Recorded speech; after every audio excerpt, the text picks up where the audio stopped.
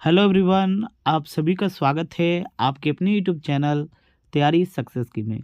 दोस्तों, इस वीडियो में हम लोग बात करेंगे उन सारे स्टूडेंट के ऊपर जिनका फोर्थ सेमेस्टर में प्रमोट है और जनरल इलेक्टिव में हिस्ट्री है, यानी हिस्ट्री ऑनर्स के विद्यार्थी के लिए ये वीडियो नहीं है। ठीक है, तो जिनका भी जनरल इलेक्टिव में आपका हिस्ट्री है और फोर्थ सेमेस्टर का बैकलॉग लगा हुआ है, तो आप लोग ज़रूर देखिएगा। ये वीडियो आप लोगों के लिए सबसे बेनिफिट होगा, इसकी गारंटी है दोस्तों। जितना मैं क्वेश्चन बताऊंगा सिर्फ आपको उतना ही करना है। वीडियो आप कहाँ से कंप्लीट कर पाएंगे, यानी जो जो मैं क्वेश्चन बताऊंगा आप कहाँ से कवर कर पाएंगे, इसका पूरा डिटेल सॉल्यूशन बताऊंगा। और कौन कौन सा क्वेश्चन पढ़ना है, सिलेबस कौन सा है, पूरा हर चीज़ को बारीकियों से मैं समझाऊंगा। बस शर्त यही है कि आपको पूरा वीडियो ध्यान से देखना है। ठीक है, तो दोस्तों बात करते हैं हम लोग जनरल इलेक्टिव सेमेस्टर 4 का। जिनका भी जनरल इलेक्टिव में हिस्ट्री है, सिलेबस देखेंगे और इम्पोर्टेंट क्वेश्चन देखेंगे, और इम्पोर्टेंट क्वेश्चन कहाँ से कवर करेंगे ताकि आपको बहुत बढ़िया से बढ़िया नंबर से आप पास हो सकें, वो भी बात करेंगे।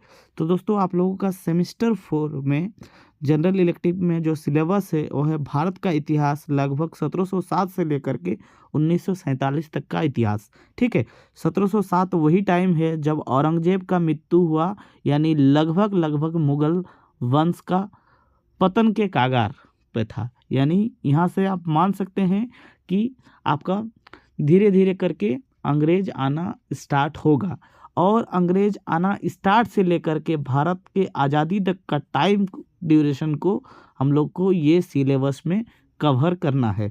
तो सिलेबस, आई होप आपके पास सिलेबस होगा, और अगर नहीं है तो मैं आप लोग को मतलब आपको क्विक बता देता हूँ कि आपको सिलेबस में पढ़ना क्या है। बाकी आपको सिलेबस से कोई मतलब नहीं, जो क्वेश्चन मैं बता देता हूँ उतना ही सिर्फ आपको करना है। ठीक है, तो पहला है औपनिवेशिक शक्ति का विस्तार, यानी ब्रिटिश काल में वो लोग ने यहाँ पर आ करके किस तरह से अपना शक्ति को प्रदर्शन किया और किस तरह से भारतीय समाज में वो लोग स्थापित हुआ, वो पढ़ना है। उसके बाद भू राजस्व व्यवस्था कैसे किया, यानी उन लोगों ने ज़मीन के ऊपर कौन कौन सा टैक्स लगाया, कौन कौन सा व्यवस्था लगाया, जिसमें स्थायी बंदोबस्त, रियायतवाड़ी व्यवस्था, महलवाड़ी व्यवस्था, ये इम्पोर्टेंट है। उसके बाद उन्होंने सांस्कृतिक और सामाजिक परिवर्तन, बहुत सारे सामाजिक परिवर्तन किए, जिसमें आधुनिक शिक्षा का उदय। जो आप लोग जानते हैं कि जब तक अंग्रेज भारत में नहीं आए थे, उससे पहले भारत में अंग्रेजी शिक्षा नहीं होता था। भारत में अंग्रेज जब आए उसके बाद दोस्तों यहाँ पर अंग्रेजी शिक्षा शुरू हुआ। तो वो लोग ने जो आधुनिक शिक्षा यहाँ पर शुरू किया था, वो किस लिए किया था, कब किया था, हर एक चीज़ को आपको डिटेल्स में पढ़ना है। ठीक है, यही सिलेबस में है। उसके साथ साथ कुछ कुछ प्रमुख संस्था हुए, जिसमें ब्रह्म समाज, आर्य समाज और अलीगढ़ आंदोलन। ये लोग क्या था दोस्तों, ये लोग अपने जो प्राचीन काल से चली आ रही प्रथा थे, जो समाज की कुरीतियाँ थी, और अपने जो धर्म को आगे बढ़ाने के लिए उन लोगों ने बहुत सारे कुप्रथाओं के खिलाफ लड़ाई लड़ा था। ठीक है, ब्रह्म समाज का संस्थापक कौन है, राजा राम मोहन राय। ठीक ने, और कब किया था, 1828। ठीक है, 1828 को वो स्थापना किया था। आर्य समाज का किया था, और अलीगढ़ आंदोलन का भी संस्थापक रहे हैं। ठीक है, नेक्स्ट है 1919 तक भारतीय राष्ट्रवाद, जिसमें क्या है, कांग्रेस की स्थापना, बंगाल विभाजन, स्वदेशी आंदोलन। नेक्स्ट है 1919 के बाद का राष्ट्रवाद, कि उसमें क्या हुआ दोस्तों। तो आप लोग सभी जानते हैं कि दोस्तों 1917 के बाद महात्मा गांधी भारतीय राजनीति पे सक्रिय हो गए। तो उस टाइम से लेकर के 1947 का जो पूरा टाइमिंग है दोस्तों, ये दोस्तों इतिहास में इतना महत्वपूर्ण है कि उस ए टाइम ड्यूरेशन को गांधी युग की संज्ञा दी गई है। ठीक है, गांधी युग की संज्ञा दी गई। तो गांधी युग में क्या क्या महत्वपूर्ण काम हुआ और कौन कौन सा चीज़ आप लोगों को पढ़ना है, मैं इम्पोर्टेंट क्वेश्चन भी दोस्तों लेकर के आया हूँ, आप लोग खुद देख लीजिए, है ना। तो ये भी बताऊँगा, आप लोग सिर्फ पेशेंस हो बना करके आप लोग पूरा वीडियो को देखिएगा।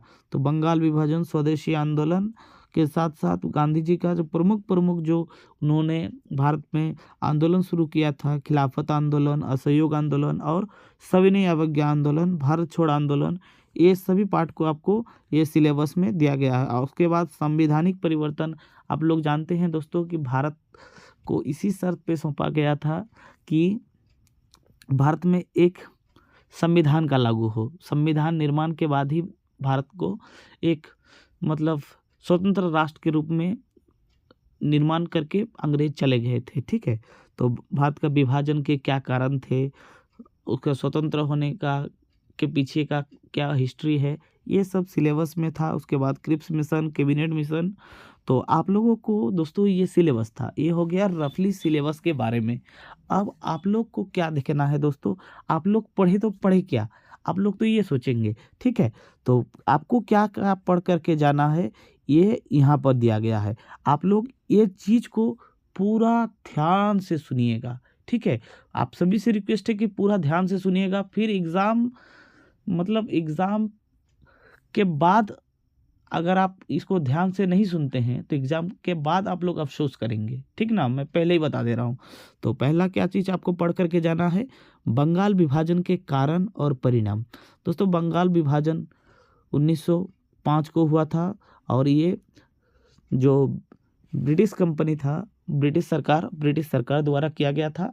और क्यों हुआ था, क्या कारण प्रतिक्रिया निकल कर के आया, ये आपका सबसे इम्पोर्टेंट क्वेश्चन बन सकता है। ठीक ना, नेक्स्ट है स्वदेशी आंदोलन की असफलताओं का कारण।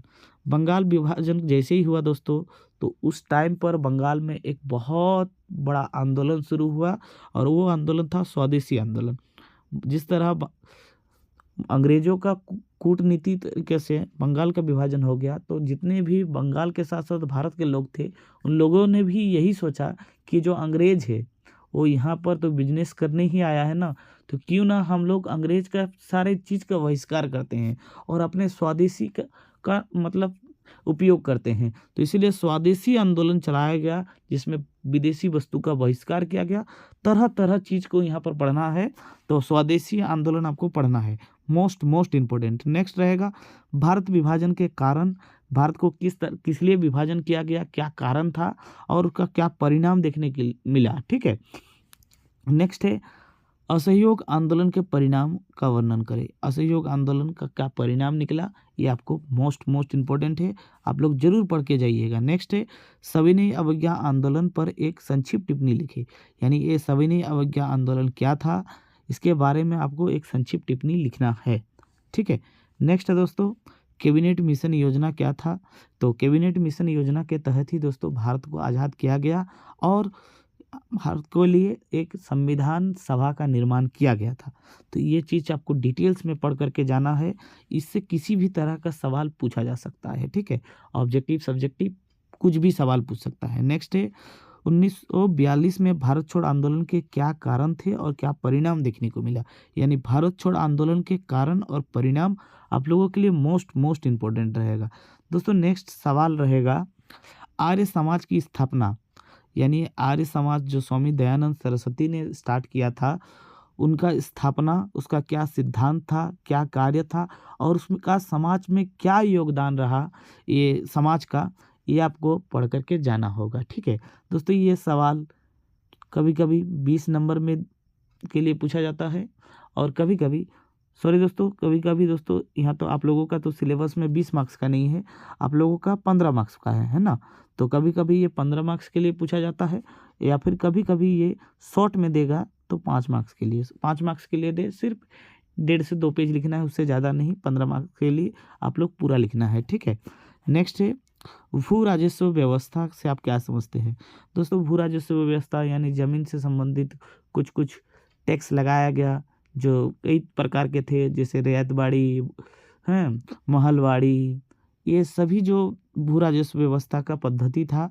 तो ये चीज़ के बारे में आपको पढ़ करके जाना है, ये भी पूछा जाता है लॉन्ग क्वेश्चन के रूप में 15 मार्क्स के लिए। ठीक है, नेक्स्ट है भारतीय स्वतंत्रता संग्राम में महात्मा गांधी के योगदानों का वर्णन करें। यानी स्वतंत्रता संग्राम में महात्मा गांधी का क्या योगदान था, क्या उसका मतलब इम्पोर्टेंस था, ये आपको ध्यान से पढ़ करके जाना होगा दोस्तों। यहाँ से आप कैसे स्टार्ट कीजिएगा, मतलब महात्मा गांधी के बारे में उसका पहले थोड़ा बहुत आप लोग उसका बायोग्राफी थोड़ा बहुत लिख सकते हैं और उसके बाद जब वो भारत आए 1917 से लेकर के सब कुछ लिखिए, बिहार चंपारण सत्याग्रह से लेकर के उसके मतलब शहीद होने तक का पूरा जितना भी आप लोग जानते हैं उतना आप लोग लिखिएगा, ठीक है।